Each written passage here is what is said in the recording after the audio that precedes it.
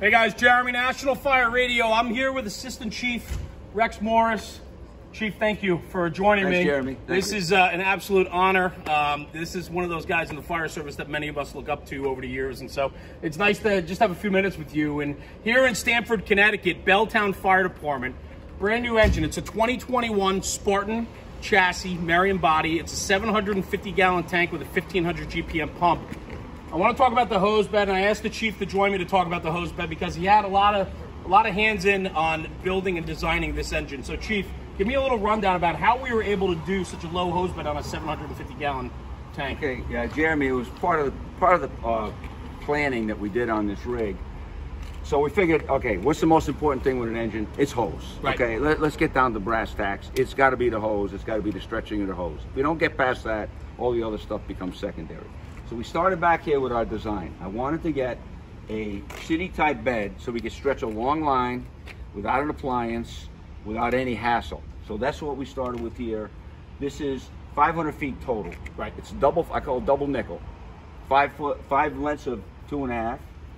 Okay, on top of it, there's 5 lengths of 1 3/4, true-sized 1 3/4, giving us 10 lengths of hose, 500 feet of hose. So this is like if you had to stretch a long stretch. Right. A vertical stretch into like right just south of here by about a mile starts kind of like a high-rise district. A lot of 5-story, a lot of 4-story, a lot of 6-story. A lot of people would go to a standpipe at those type of buildings, but I can tell you if you compare the standpipe operation to stretching right from the street, going to the 4th, 5th, maybe even 6th floor, you'll probably get there quicker with this. Right. So this is real quick and easy. And it uses a simple reducer, so it just reduces down from 2.5 to 1 3/4. Right. It's no appliances, right. So you don't have to worry about someone kicking a gated wide Y open, right. or kicking it closed or getting caught on something. It's got a horseshoe on top, so it's easy stretch. Each layer is about a length, and you don't have to climb on anything. The guys just reach in and grab it, so it's quick. They can get the line in there quick. So we started with this. So we had to get this figured out, how we would get this. You don't want very long loops on these, because if you're stretching around stairways, a 10 or 12 or 13-foot loop, it gets caught on every railing and newel post and everything else. So this is like an 8-foot deep bed, a little shy of 8 foot. So that's this city bed. Here, because we use LDH as our supply hose, 5-inch LDH, we have to have a hose bed with sufficient hose. This also runs into the other end of the city where there's no public water. So we have the ability of laying, and this is 1,200 feet of hose.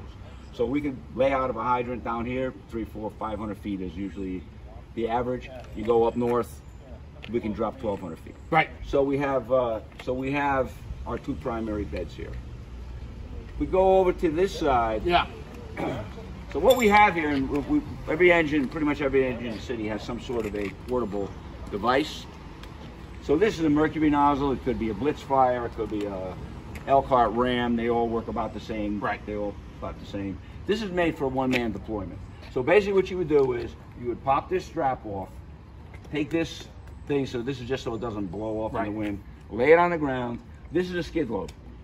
So that will same one person just pulls this out. It's pre-connected inside the bed, goes through the tank wall, lay this out and just walk this around. And this is where we drill, actually, this little parking lot. We don't have a lot of room here. Right. This will actually take us all the way around to the back of the firehouse. We had to get a line into position in the rear, or we had to, like even a place like this with a heavy body of fire, we could get a lot of water on this quick. Sure. And you know, prevent this thing from becoming a multiple alarm. 3-inch hose bed. It's 6 lengths, 300 feet of this. This is our supply line, supplying master streams, tower ladders, or whatever. So we could put more in there. We actually probably will put a little more, but right now it's 6 lengths, 300 feet.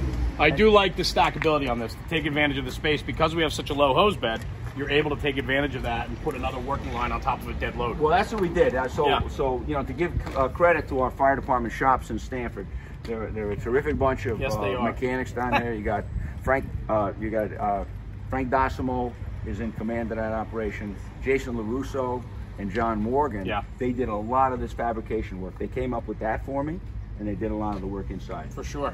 The next time we bring this in for service, we're going to put another here. We're going to do the same thing on this side with a pull rope. And what that'll be is like 3 lengths, maybe 4 lengths of 3-inch with a gated Y. So if we did want to fly the Y, we would have the ability to do it without a big hassle. Right. So we would actually have, 1, 2, 3, 4, 5, 6 beds coming off the back. Yeah. Because this bed allows it. And that's it, man. It is a manageable hose bed with hose loads that represent the district that you're running in. Yeah. So when these guys wrap a hydrant and lay in, here's your hydrant bag. Right. It's right here. You don't have to open compartments. You don't have to mess around. I know the few times I drove, the thing I hated is someone going into a compartment, opening a compartment. Now I got to either jump out of the rig and close it myself. I don't want anyone going in compartments. We're gonna exactly. So we don't have to do with that. Right. So we're all set with that.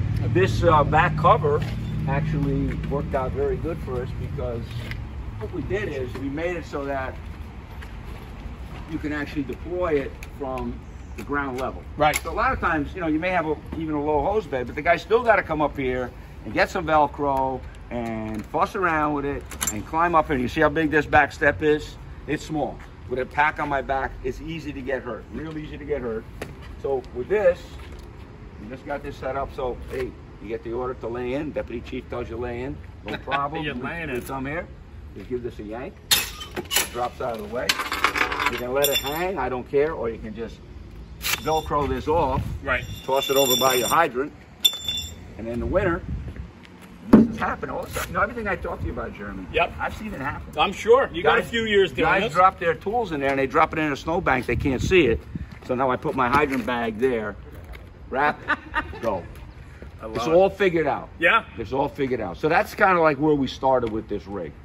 From there, we moved forward. Right. So we got this part right. And that's how we ended up making this rig kind of like the success that it seemed to be. So. Yeah. Well, I can tell you, I think you're going to see a lot more of this design from Marion on the street because what you guys built here is a very, very good and functional engine. So, Chief, thank you for your time. Truly appreciate it. And we'll have a lot more to come with Chief Morris and in the Belltown Fire Department here in Stamford, Connecticut. For Jeremy, National Fire Radio, thanks for watching.